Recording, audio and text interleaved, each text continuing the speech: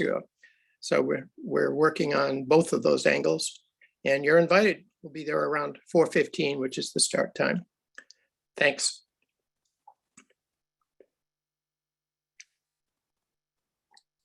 All right. Yeah. So if you have any questions about how to get involved with the fossil fuel funding protest team, email Brian at climateactionri.org. Politics, you can email Denise at climateactionri.org. And if you get active and volunteer with us, you too can get an at climateactionri.org email address, which is pretty much the main compensation of the job. That and, you know, a habitable planet. So on that note, let's switch over to our main presentation. Actually, I would like, since there's a fairly big crowd, we won't go around and do introductions, but if everybody could just put in the chat, you know, like hi from Providence, or, you know, hi from your town. I'll show you how I mean. Hi from Providence. See, if you all, that's the spirit. Let's see if we've got the state covered or if we're all in the urban core. Yeah, Wakefield. Okay, brilliant. All right, so while you're doing that, I am so happy to introduce Thea Riofrancos. Am I saying your name right, Thea? Unmute to let me know. That's good. Sorry, I was thumbs upping you, but, oh, good. But that's perfect. Thank you. Let me spotlight you too. Thea is a professor at PC. She has a national platform about climate change, climate activism, about resource extraction in the global South, and is an expert on topics of climate justice. She has co-authored a book about the Green New Deal.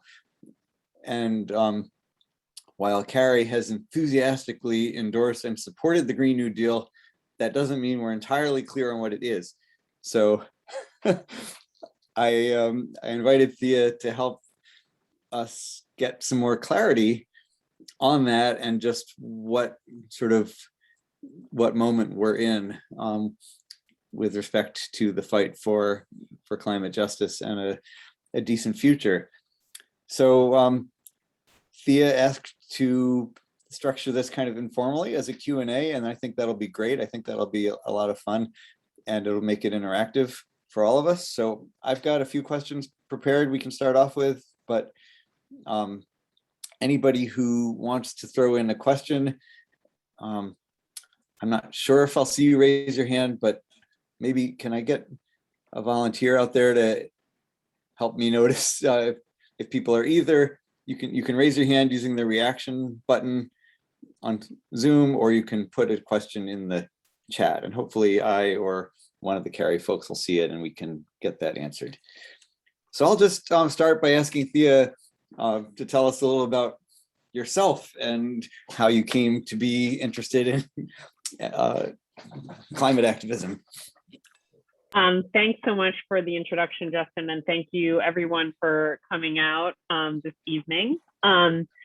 So it's a little bit of a circuitous route, and I don't want to take up too much time with my biography because I could probably narrate, you know, each step of how I got involved, because I actually didn't really consider myself a climate activist properly until a few years ago, despite in some sense being a climate activist before then, but that wasn't my main political identity. I've done sort of activism on the left and progressive movements since I was 15, which I guess means 22 years, which is kind of nuts to say, but anyway.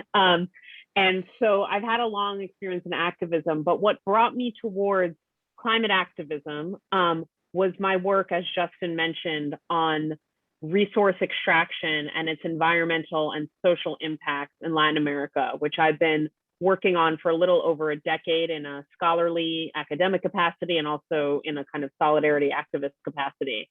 And so that topic, which we could, spend the hour talking about, which we're not going to, but it might come up a few times. That topic made me, I think, understand something that is a key insight of the Green New Deal. So I'll just preview maybe where we're going in this conversation.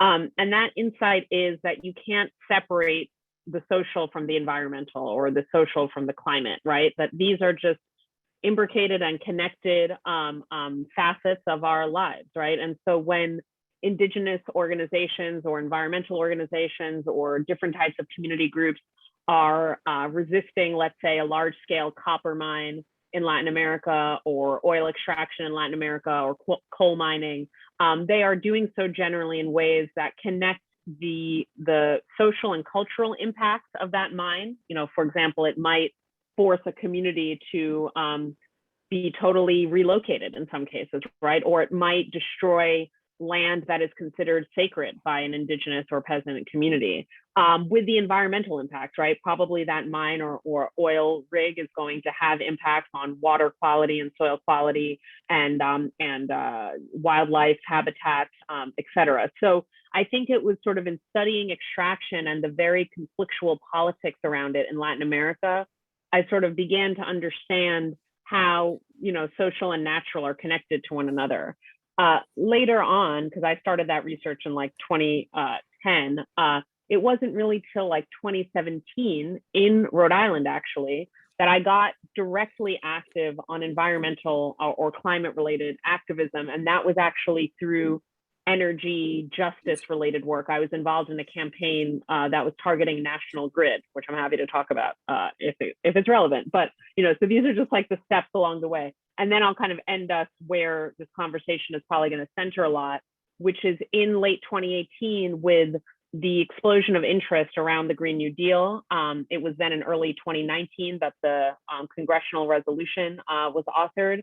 I, you know, was more and more connected in a world of like the climate left or progressive climate and energy activists because of my work locally, and because of friends of mine in other cities that were already, you know, big climate activists. And I just got really involved in thinking about and writing about and strategizing around the Green New Deal. And a lot of that work has taken place in DSA and the Democratic Socialists of America. There's a local chapter here, but I've also been very involved nationally in the organization. And it's also taken the form of a co-authored book.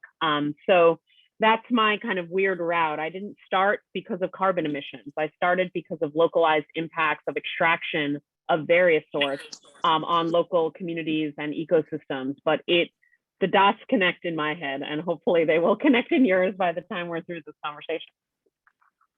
Great, yeah. So why don't we start with just kind of in a very basic sense, like what is the Green New Deal? What does that even mean as a concept?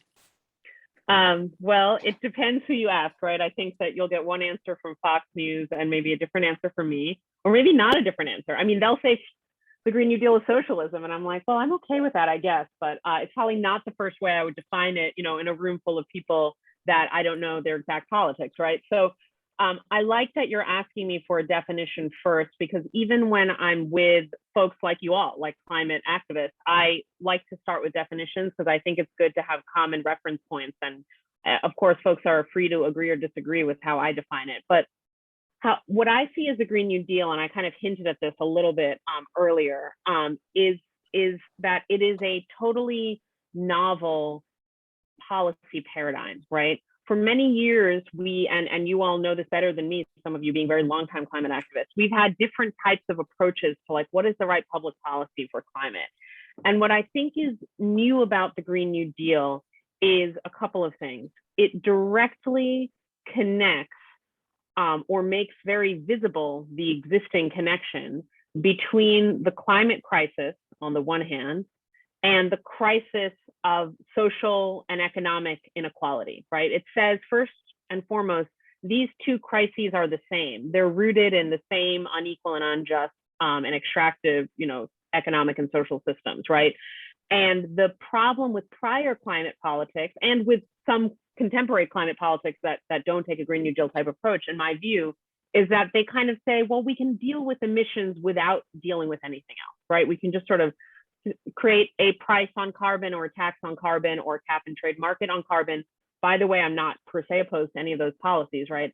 I just think that on their own or without deeper public investments to transform, you know, broader social life, they will not be effectual they will not be just, like egalitarian, and they also won't be politically viable. I'm not going to convince you that the Green New Deal has won, right? The Green New Deal is itself, like, we need to fight for it. There are examples of it at various, scales of government. There have been municipal Green New Deals. There are ideas about a global Green New Deal. It's an ongoing fight, and we can talk about the strategy around it. But I think that a climate policy paradigm that takes ordinary people's, not the activists in this room, but folks that are not already engaged, right? Ordinary people's material interests and kind of material and economic well-being at the center of the policy has more of a future ahead of it than policies that try to kind of segment out carbon as if carbon wasn't connected to everything about how we run our societies, right? And so the insights of the Green New Deal are, again, sort of making sure that we think about climate change, and other forms of environmental destruction as embedded in a certain social system, that we choose our policy approaches to reflect that. So we want policies that both reduce emissions dramatically, rapidly, and also make people's lives better at the same time, and not to see those as competing projects, as sometimes they have been in the environmental world, right? We have a long and very unhelpful trope of jobs versus environment, right? Instead, like, what would green jobs look like, right? What would it look like to have jobs where people are hired to do work at good wages, with union, membership, with dignified work conditions, but that also cut carbon, right? What does it look like to do both of these things at once? And so that, for me, is what the Green New Deal is. And I'll just say a couple more words, because I obviously can talk long and I want to return to Justin's questions. But the other things I like about the Green New Deal is that it is malleable in a good way. You can apply it at, as I already mentioned, different scales. You could imagine like an urban Green New Deal, even a neighborhood Green New Deal. You could imagine a state level one, like, at the subnational level. You could think, of course, of a national one, which is kind of how it was originally conceived. And you can think of, as I'm involved in many conversations around this, what a global Green New Deal would look like, right? So it's multi-scalar. It also kind of bridges formal institutional politics. So the politics that takes place in Congress, in state legislatures, in political parties, right? Kind of capital P politics, with movement politics, right? With activism, with community groups, with protests, with resistance. It's a concept that kind of is in that synergy between activism and more formal political institutions. And I think that that's very powerful. I happen to think we get some of our best policy ideas when movements interface, sometimes in a protest, conflictual way, sometimes in a collaborative way, with political institutions that have real investment and veto power and regulatory power at their disposal, right? We're not going to get climate action, in my view, with just the institutions, because they've dithered for many years and they've been captured by fossil interests, and we could go on. Nor are we going to get it just from movements with no direct impact on the political system, right? Because movements don't have public investment or regulatory power at their disposal. You need some combination, exactly in what ratio or exactly in what form we could debate, the political strategy. But the Green New Deal, like from its beginning, erupted when AOC occupied Nancy Pelosi's office with the Sunrise Movement. So right there, you had a connection between a representative, an elected official, and a movement bringing something to Congress. And I think that, to me, just really is emblematic of Green New Deal politics overall. So it's kind of a political approach as well as the integrated approach to fighting climate change, is that you're going to fight it in a way that makes the totality of people's lives better. And it's not like an austerity plan, like you need to, turn your heat down and bike to work in the snow, but rather we're going to spend a bunch of money and make your lives better, kind of across the board as part of reducing carbon emissions.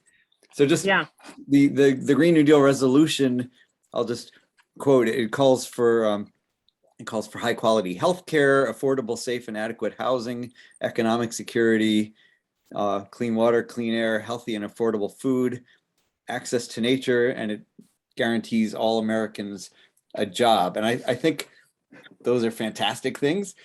I think that's the kind of, that was what Fox and others said, well, this is just the liberal wish list, which I don't know why liberals would think that was bad, but I guess,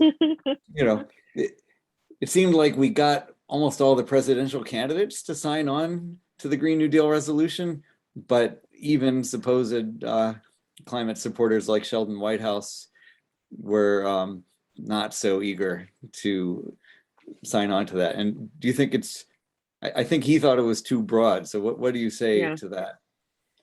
Yeah, well, I mean, I would say what was the fate of the Waxman-Markey bill? I mean, when you take a narrow approach to climate, it's not clear to me that that is more politically viable. And I think we have to think about politics as having multiple types of viability, right? So one is how many representatives in Congress can you get to sign on to something? How many political elites or establishment politicians will support something, right? That is an important thing that one has to think about whenever you have a campaign. But there's also like, how are we going to get ordinary voters excited about this, right? And how are we going to, and then there's a third thing, which is sort of neither ordinary voters, like everyday people that are not super involved and pretty low info, and not the existing political representatiors, but the mobilized base, right? So the people in this room. So what are the people in this room going to get really excited about? Like, why was that protest on Thayer something that you will like think about for weeks, and like it just sort of got your energy flowing, and it's like, oh, I want to like make contact with that person I met there. Like, what types of things really, I think, activate the base, right? And that's a complex calculation to put together, but it's not apparent to me at all that like carbon taxing, pricing, or cap and trade, which again, I'm not opposed to those. I think some of those have a place in my climate policy world, right? But I think those alone are unlikely to activate the base that are then in turn the sort of like army of political activists that go out and do the canvassing and the door knocking and all of that. So for me, I don't buy it. And I don't think that there's real empirical evidence that a very narrow approach to climate policy, while it might get White Houses like rubber stamps, is actually a helpful approach politically. And I'll give just one quick example that I think will resonate with many of you all in the room, which is, remember the Yellow Vest movement, which is back on the political conversation right now because of the energy crisis in Europe. We can talk about that later if you want, but people are sort of bringing back up the specter of like the Yellow Vest and how are people going to react to different energy policies. But I'll just note that the Yellow Vest was a sort of like somewhat spontaneous kind of populist movement that didn't have like a clear political label of it, but it erupted in France a few years ago when Macron attempted to basically put a tax on gasoline as a carbon tax, right? And who it affected most were people with like old, inefficient cars. So like working class and lower middle class people who rely on their car to get to work. So people that live kind of outside of the city center and live in these sort of urban and ex-urban peripheries. And they were incensed and they came out in the streets and he was forced to reverse policy. So again, we have to have real discussions about what strategies work. And it might be that showing up at the door and saying Green New Deal is not the best strategy. I'm totally open to that. Like, how do we get, meet people where they're at and move them and educate them and mobilize them around something like the Green New Deal is a complex conversation that's very context dependent. But I don't think that technocratic narrow policies have better political chances. In addition, that they are more co-optable by the fossil fuel industry, which I'm sure many of you know. There are now several of the fossil fuel giants like support a carbon tax. They support a carbon tax that is so low that it would not transition us off of fossil fuels, right? So you have to think also about who your enemies are and how amenable your approaches are to sort of co-optation and watering down. It's another kind of thing to consider in the political arena. Yeah, which is a perfect segue to the Build Back Better plan. And so how would you characterize both the original Biden plan, the Biden plan he campaigned on, the one he brought to Congress, and the one that seems to still be on the chopping block that was announced last week? I know, I'm like losing sleep every night over how bad this is getting. I mean, honestly, like at the time when Biden campaigned, well, actually, I'll just note that what he campaigned on got much bigger, which was great. I mean, he kept getting bigger, which is good. And I think that that's evidence. I'm not like a Biden person. I was a Bernie Sanders, whatever, like volunteer. I mean, I'll just put that on the table. I'm sure we have a variety of probably mostly Democrats, so maybe not exclusively in the room, but people probably supported Warren, Biden, Sanders, the whole range. But what I will say about Biden is, and I think it's less about Biden and more about the movement that you all are a part of, we're all a part of, is that his climate plans got bigger, from the primary to the general to then the big package initially with Congress. And that is very important. They didn't just get bigger. He wasn't just able to finally say the T word, the trillion word, which was like a word you were not allowed to say during the Obama administration about anything, not just about climate, but remember the bailout moment and also the sort of like post financial crash moment. Larry Summers said to Obama, don't say the word trillion, it's like too scary. So now at least we can talk about problems at the scale that they deserve. But also Biden's climate plans have integrated more and more this social justice perspective, right? And again, I don't compliment him for that. I compliment the movements that have made that happen, and then some other progressive politicians in DC that have put a lot of pressure in that direction. So things got better, and then they got worse, right? And so that's often the story of politics. But right now it is just so bad. I mean, I don't want to, I'm sorry. I usually comment, I'm sort of like the optimistic person, and I do have that strain, and we can talk about, what I'm hopeful about. And I've just said the climate movement has done tremendous work in pressuring really centrist or even corporate sort of establishment politicians to take better stances on these things. But what is happening now is enraging and disappointing, and also embarrassing, because we're at COP26, we, like the United States, in Glasgow, and Biden is saying words, but the words have little reality behind them. I mean, aside from some executive orders, which are good, the methane rule is good, and he has direct control over the executive, and he could do more with it for sure, but he needs Congress. And why does he need Congress? Because sometimes I think it's tempting to say, well, he could do it all as president. We have a highly presidentialist system in the US, a lot of authority concentrated in the executive. So you can do a lot compared to other countries, but you can't do it all, because this is a public investment issue, right? Which is why we're even talking about this in a reconciliation framework. And that's another insight of the Green New Deal, that we need real public investment. We need to invest in our futures as a society. We can't rely on the market or on rich people or on philanthropists. They may have their roles, but they're not going to even do what we want them to do if we don't have mega public investment push to transform the energy system, the transportation system, the agricultural system, the housing system, all of these systems that are the causes of carbon emissions and also social inequality. So I'm very disappointed with what's happening now. I think, the negotiators, Pelosi, Schumer, Biden, are in a tough spot. I don't want to like downplay, Manchin and Sinema are just totally bought by corporations, and they are not budging. And it's very challenging. I really hope that something not totally meager comes out of this. We've already cut out the most important tools to get the energy system towards like zero carbon. And so I don't know how much of an impact this bill is going to have on emissions or on people's everyday lives. Like everything has been whittled down. Why am I so worried about this? I don't ever think that anything is all or nothing, meaning it's not that if we don't pass this bill, there's no future for climate action. I think that's an incorrect way to think. It's a demoralizing way to think.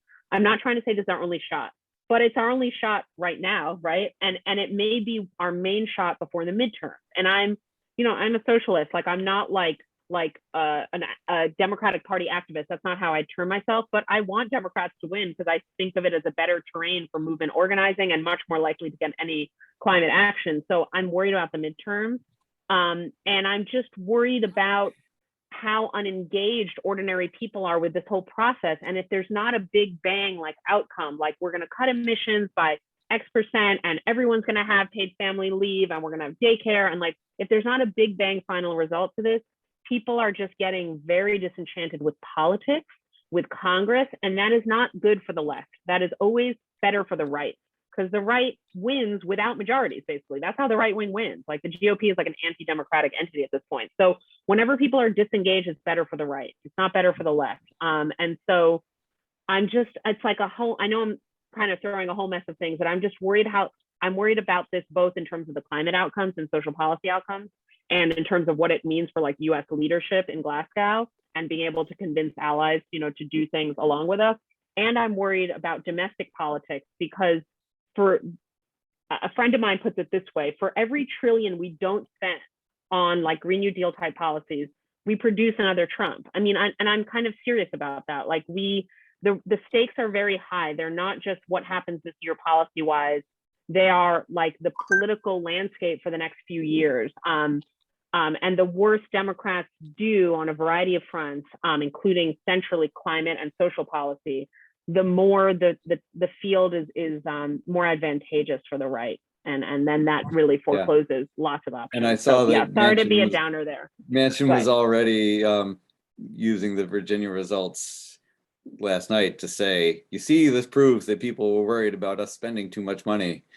Which it proves the opposite, if anything. I mean, it proves many things. Every story is multifaceted, but I think that if the Build Back Better plan had been voted on, he could have campaigned on something other than "I'm not the Trumpist," right? Which is sort of what it became. And so that's unfortunate. I think that Democratic strategists take a lot of the wrong messages from these races. They really like to blame progressives, and it might be in some cases that a progressive candidate wouldn't win or a progressive platform wouldn't win. I'm like, I'm a political scientist, I'm an empiricist, I'm open to that reality, but it's not clear to me at all that what is costing these races is progressive or progressive values. And in fact, we see moderate Democrats also having like a really tough time out there. Indeed. So I'd love to kind of open it up. I have lots more questions I can ask, but go ahead and start putting your questions in the chat or raising your hand. So while you're doing that. And I will that, say that feel free, I'm sorry to interrupt you, Justin, but just to stimulate, I'm a teacher, professor person, so I'm used to encouraging people to participate. One way to participate would be, I really, as much as I've talked, and I talk, as I said, like talk a lot, but I really haven't fully answered any of Justin's questions, I don't think. I mean, at each point I was like, there are 5 more things I could have said to that. So you're welcome to ask me to elaborate on something I said, or, you could take it in a totally different direction if you want. With the caveat that despite living here and having done a lot of local political work, I don't consider myself like a Rhode Island politics expert, but that doesn't mean we can't talk about Green New Deal in Rhode Island or other such things. Anyway, I'll let people think. You alluded to a couple of things earlier. One was about the utility. So we had a talk last month about National Grid and the sale to PPL, and whether there's some opportunity with that sale to demand better from our utility. So maybe I think it'd be great to hear a little about the Nationalized Grid campaign that you worked on, and whether there's an opportunity for us to demand something now as the sale goes through. Yeah, so I'm not actively involved in that anymore, because I basically, and this might come up later in conversation, but a couple of years ago, I moved to Chile for several months, Chile in South America, to do research on the lithium sector, which is directly related to everything we're talking about. Lithium is a, quote, critical mineral for the energy transition. We can talk about that more if we want. But the point is, because I moved to Chile, I couldn't do local politics anymore. That's actually when I got involved in national DSA politics, because it was all kind of via Zoom. This was pre-pandemic, but regardless. And so that all is to say that I don't know, I'd actually like to hear more about the sale. I don't know the specifics. I know that Providence DSA is currently rebooting the Nationalized Grid campaign, and is specifically is kind of expanding it. The campaign as it existed was a campaign that focused, our ultimate goal was sort of like, we hate National Grid, we would love a publicly owned utility, but we had a lot of kind of steps before we got there. And a lot of what we focused on was the really unjust rates. We have some of the highest utility rates in the country, and they're really burdensome for lower income people, in addition to like the fossil fuel polluting infrastructure of the utility, and its total lack of climate resiliency, right? And so that was kind of our campaign.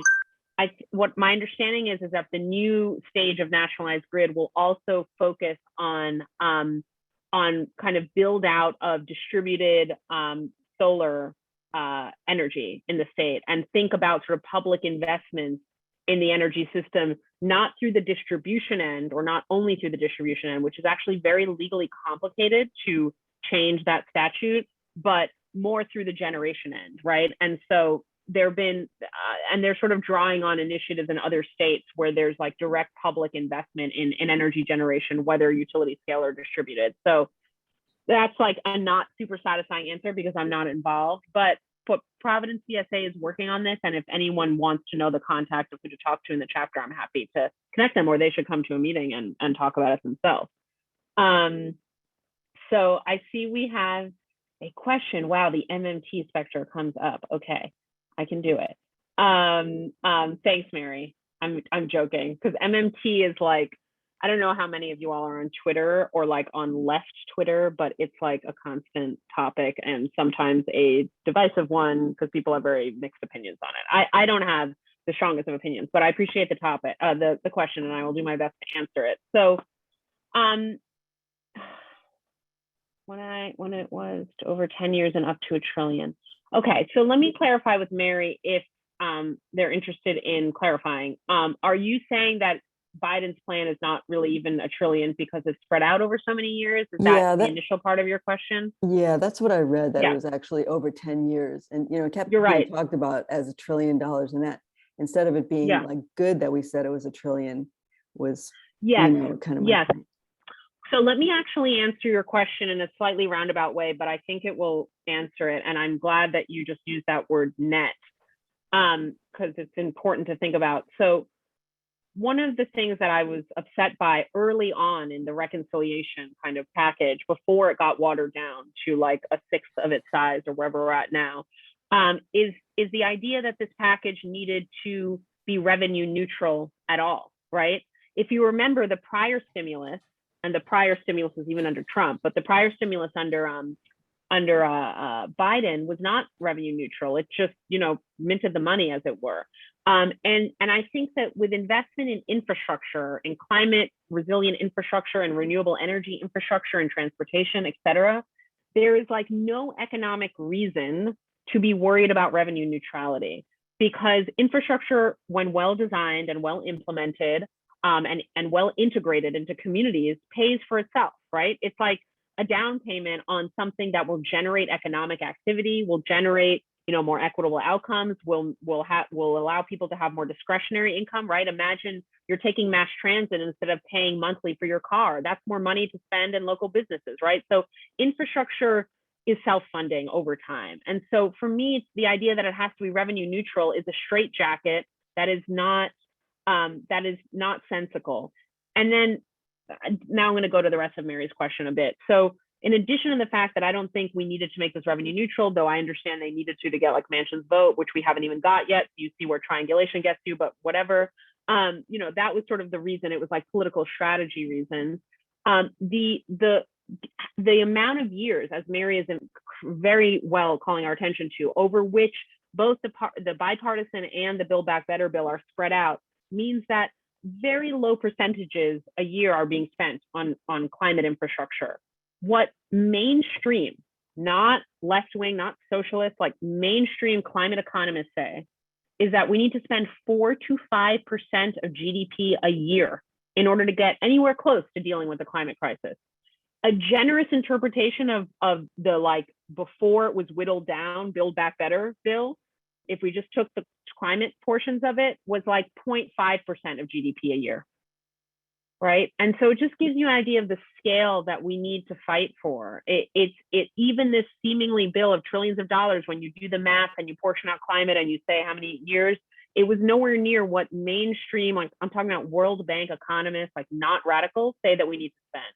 And I don't say that to like, so that we're like so disappointed and sad. I say it because we need to keep our horizons appropriate. We need to know what the scale of the crisis is and how much as a society we should invest in fighting it, so that we're like clear-headed when we, you know, get into political strategy and deliberations. And then I'll just answer the rest even briefer of Mary's questions.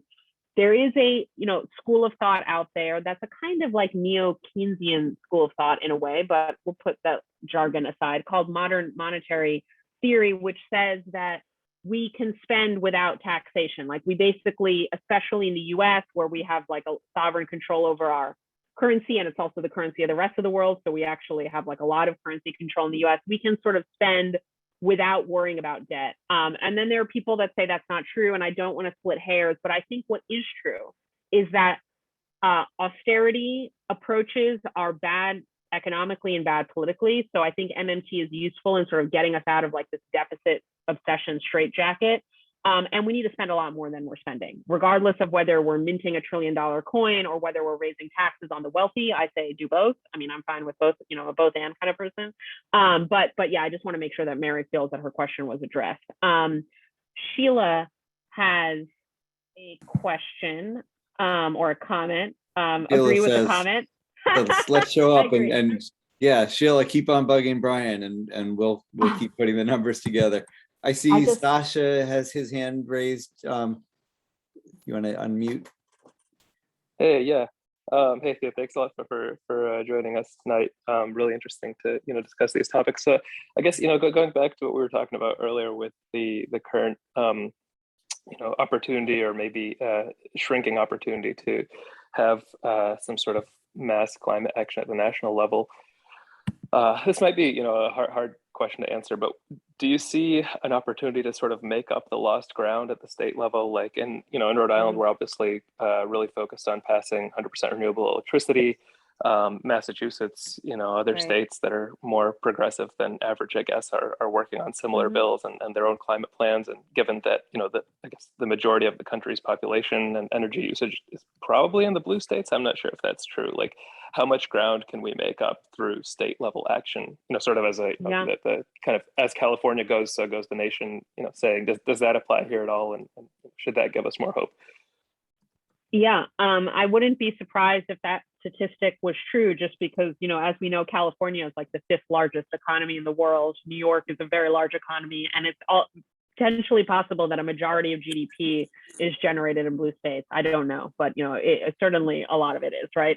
And so, the question, I think you're asking a couple of different questions. I mean, one is, given the continued inaction at the federal level, and we hope that that does not continue forever, that something that comes out of these negotiations, but given that continued inaction, or even worse, the possibility of like the GOP taking the presidency, after 2024, like what can be done subnationally in political science terms, like at the state and local levels, right?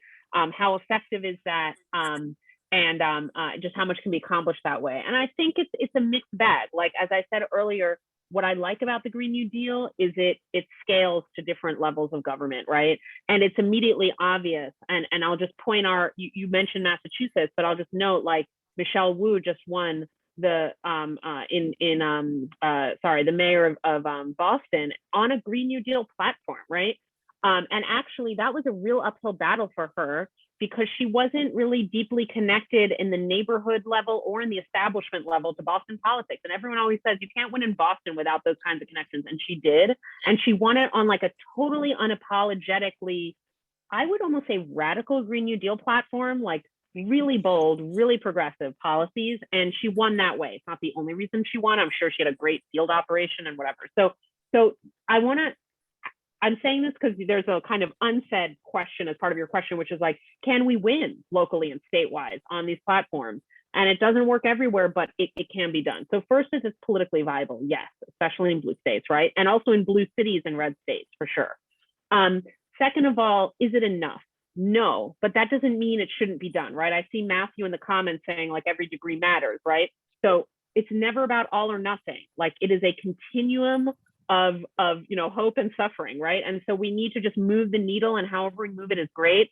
And if like a large economy like California's or New York can implement rigorous, stringent climate policy paired with social spending that helps people weather that transition without sort of like undermining ordinary people's lives in any way, not making them pay the cost, but really like having a progressive cost structure in terms of taxation and who's paying the bill for that, I think that is great.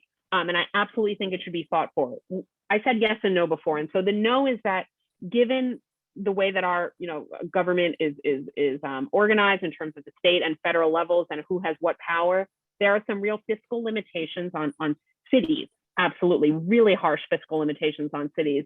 There are also some fiscal limitations on states, right? It's like what revenue base they have in that state. Some states are better or worse off in that degree. I don't think we should ever give up on federal, not that you're suggesting that at all, but I just want to say it because sometimes people get very localist with their politics.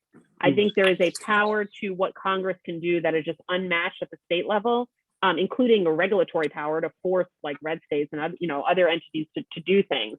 But I think it is wonderful to get Green New Deal type platforms at the local and state level, both because we cut emissions there, we can cut emissions from housing, from transportation, from the energy system, within our states. And also going back to other points that have been made earlier, we can engage people that way. It can feel more concrete to them, to ordinary, not super activist people, to have this stuff happen at the state and local level. And then maybe they'll get involved in more national level politics too, or start to vote in the presidential elections based on Green New Deal stuff. So I think the local stuff and state stuff is super important. Absolutely. That's a really interesting angle, the sort of political aspect of state action in terms of activating people. Jeff and then David. Jeff, why don't you go first and unmute? I wanted to go back a little bit to the politics question of the Green New Deal. And maybe on the national level, but it's also an issue here in Rhode Island with some Green New Deal type bills that have been proposed. So I totally agree that bills to be viable have to have real benefit for people. And your example of the gas tax in France and the yellow jackets, right? That the problem was that it was just a tax and it was going to affect, the people who ended up being really motivated to put on yellow jackets. But I do fear that the grouping it all together and it almost sounding so grandiose makes it an easy target. And in some ways, almost some of the specifics get lost. I mean, it's a problem with Build Back Better. It gets framed as the 1.5 trillion or the 3.5 trillion bill, not the bill that will do this and this and this because the list is too long. Right. Whereas if some of those things were broken up and I guess polling shows that, a lot of the elements of the Green New Deal have much higher popularity than the Green New Deal does. Yeah, the absolutely Green true. New Deal has been attacked so well. And right. So, I agree with all the goals in the Green New Deal, but I do wonder if when you try to really bring it into politics, it as opposed to like a general philosophy, when you try to bring it into politics, it has a lot of downsides. Yeah, those are extremely good points, and I want to address them kind of in the opposite order that you brought them up. So I'm going to go to the end, like this sort of broad messaging point and positive and negative associations that voters might have with that frame, the Green New Deal, and then I'll go to the part about should we break this up into legislation, so into individual, not per se smaller, but more narrowly defined pieces of legislation. So to start with the messaging frame, I mean, I think that one always has to keep in mind that there were weeks or even months, and I was sort of tracking it at the time, in which Fox News like constantly was talking about the Green New Deal. Like that was all they were talking about. There was never anything equivalent from MSNBC. I mean, I guess MSNBC would be the equivalent. I'm not equating them. One is very dangerous for democracy, right? But the point is that there's a liberal kind of very partisan network and there's a conservative very partisan network. And the conservative network was like constantly like creating this like Green New Deal bad, Green New Deal bad, Green New Deal bad. And we got nothing like that in the liberal establishment media. In fact, we got the opposite, a lot of questioning of the Green New Deal. We got, from politicians like Dianne Feinstein and Nancy Pelosi, like, this is a green fantasy, this is a green dream, this makes no sense, you young people don't know what you're talking about. So we got, like, on the one hand, what we call in political science, like asymmetric polarization. Like the conservatives were really mobilized around this, and Democrats like didn't really hear anything about it. In fact, when you door knock around the Green New Deal, in Democratic voting sort of districts, more likely than not, people haven't heard of it, right? Because these are people not listening to Fox News, but they are listening to liberal media, and like no one talks about it. That's less the case now, but I'm talking about 2019, 2020, right? So one thing is just the asymmetry of that, I think could be corrected easily and has been somewhat, but it's belated, right?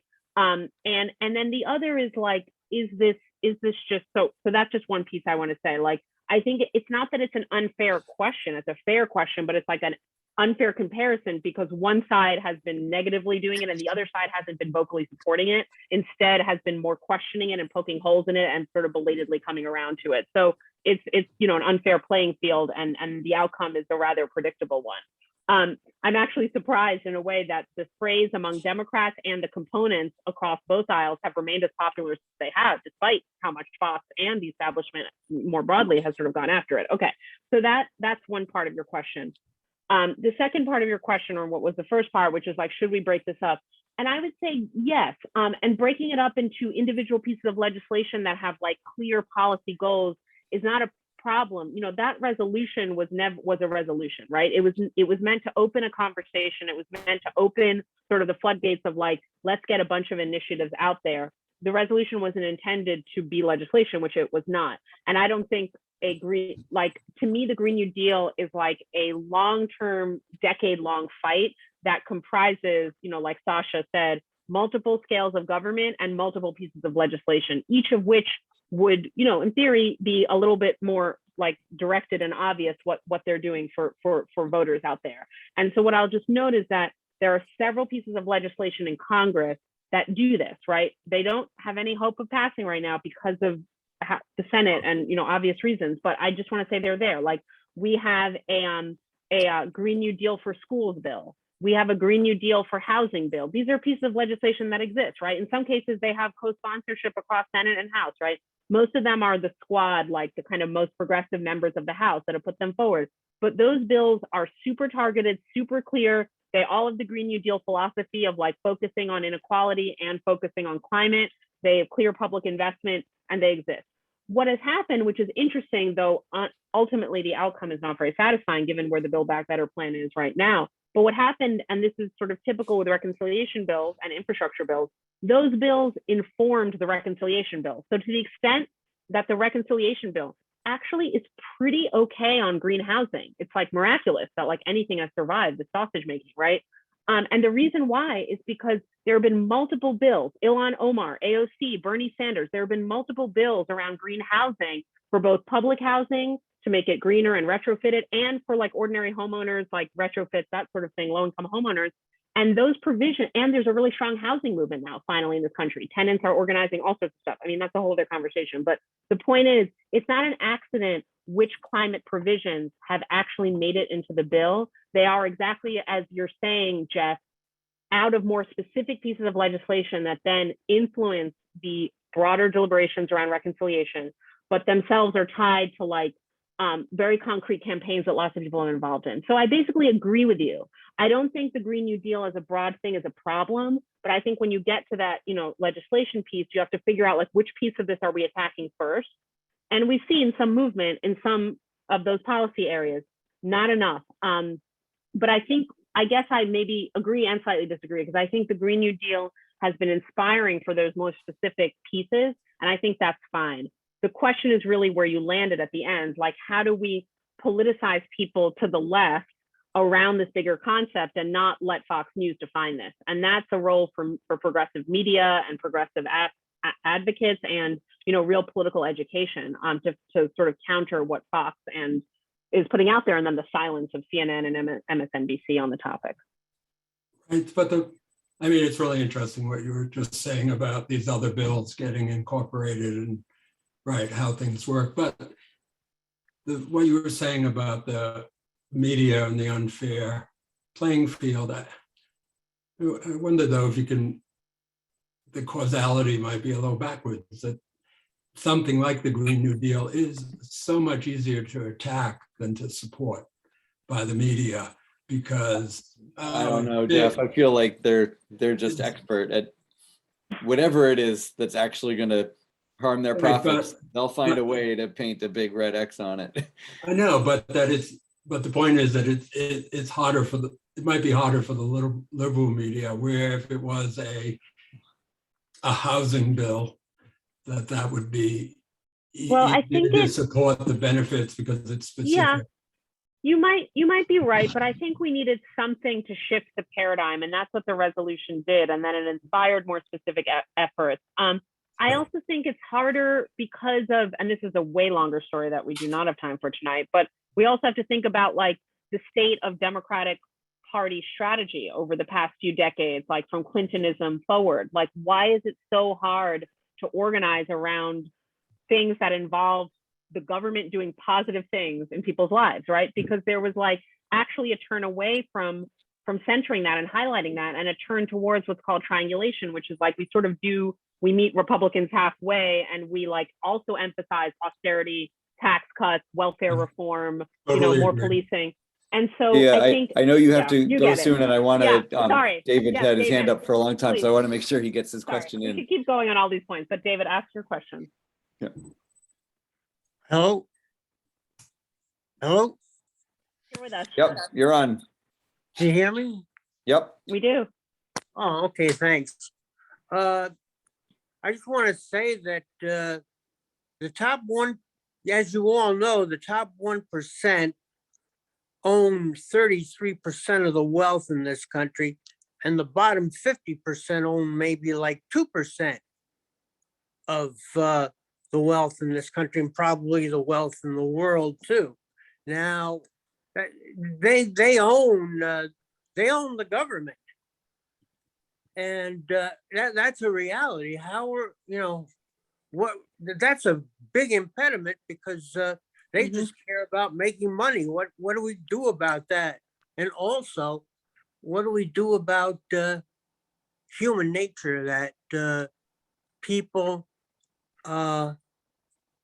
it has to hurt before people get motivated to do anything about it. I mean,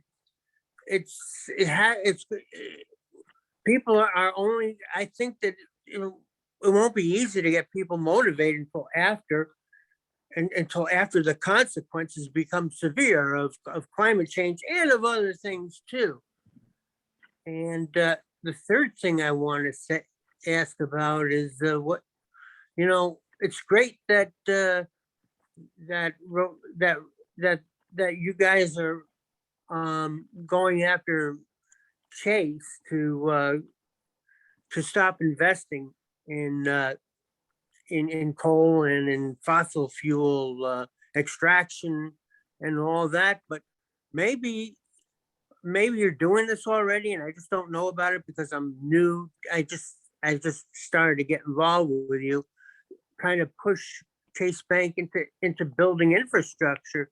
The green infrastructure for energy that will be the alternative to the fossil fuels, and kind of push them on both ends there.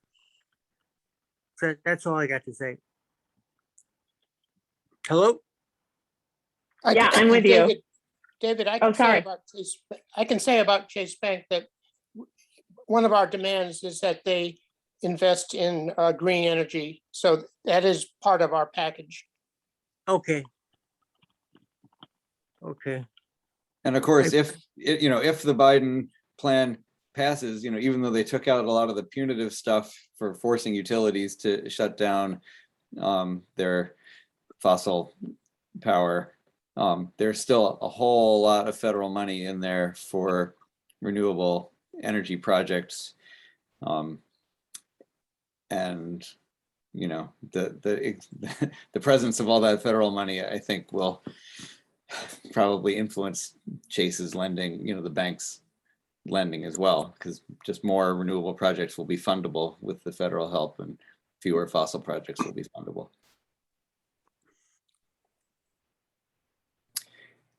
So I'll take the really hard questions in 2 minutes. No, I can probably stay a minute over. I misunderstood the time and thought we were ending at 8 and just have a dinner obligation with a friend. But I'll hope to answer those really big questions, which by the way are questions for all progressive and left politics, right? Like, how do we defeat these really powerful interests? And then your second question was interesting. That's not where I thought you were going to go with the human nature point, but it's an interesting one. So I'm going to do the human nature one first, actually, and then I'll do the other one.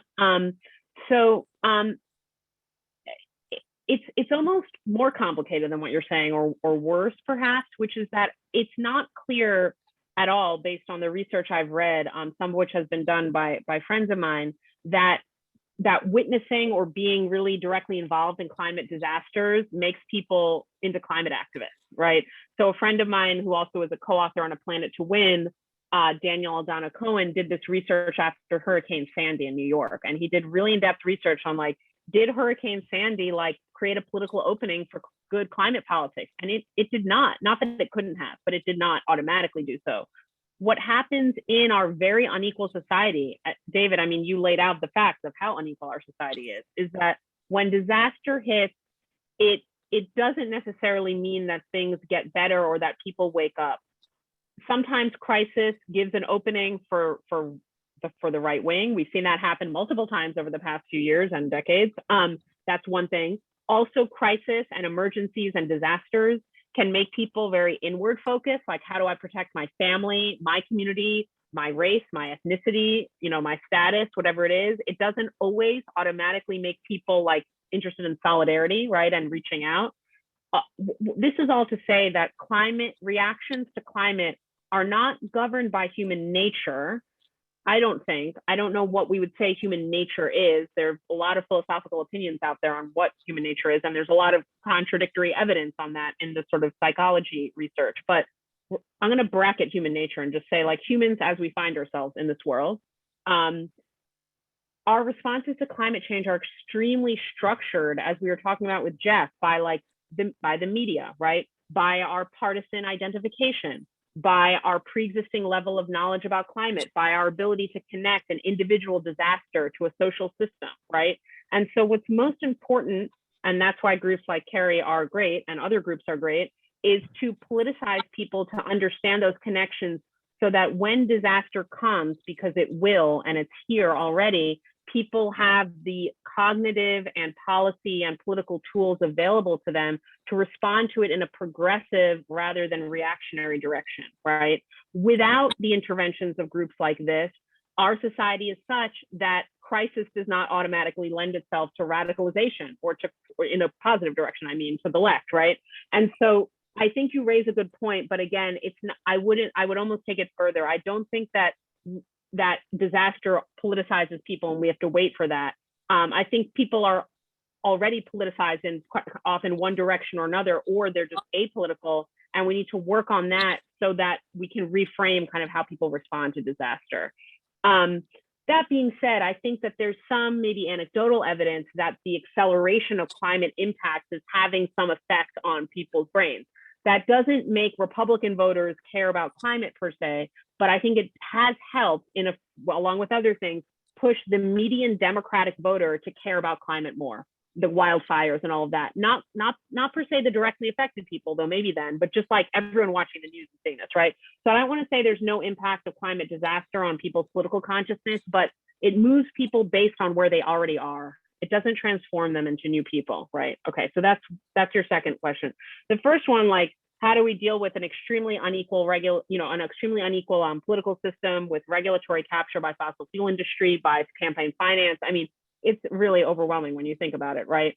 I think that at the end of the day, the only way, and this was the case with the civil rights movement, with the feminist movement, with the abolition of slavery, like this is like the case with, I mean, I don't want to be too transhistorical, but like any really positive progressive change that's happened in this country or anywhere in the world, I think is the result of something that I mentioned way in the beginning of our conversation, which is people organizing and being militant sometimes with their actions, right? Like putting bodies on the line with pipelines, showing up in front of banks, like being very out there in public, doing the relational organizing, making friends with one another, holding each other accountable, meeting new people, canvassing, having conversations, right? So that relational work also, all of that grassroots organizing happening alongside and in some conversation with electing more accountable left-wing people to office.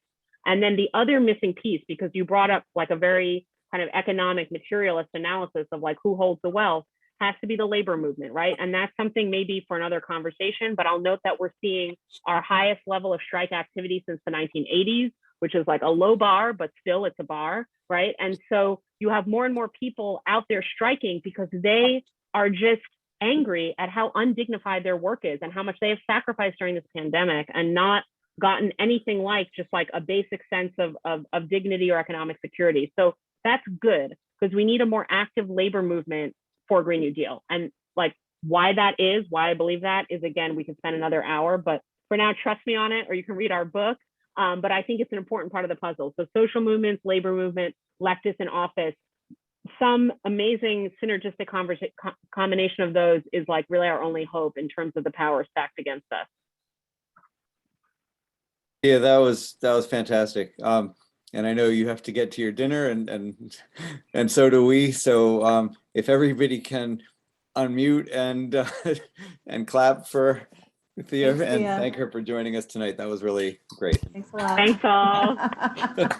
Nice to see you. Some folks I know, and hope to see you in yeah, person thanks sometime. everybody for coming out. Yeah. So just make sure that you're getting our emails, because there's lots coming up. So stay tuned. Thanks for the invitation, Justin. Bye-bye. Thanks again. Thanks. Thank you. Thank you. Thank you. Very good. Thank you. Thank you.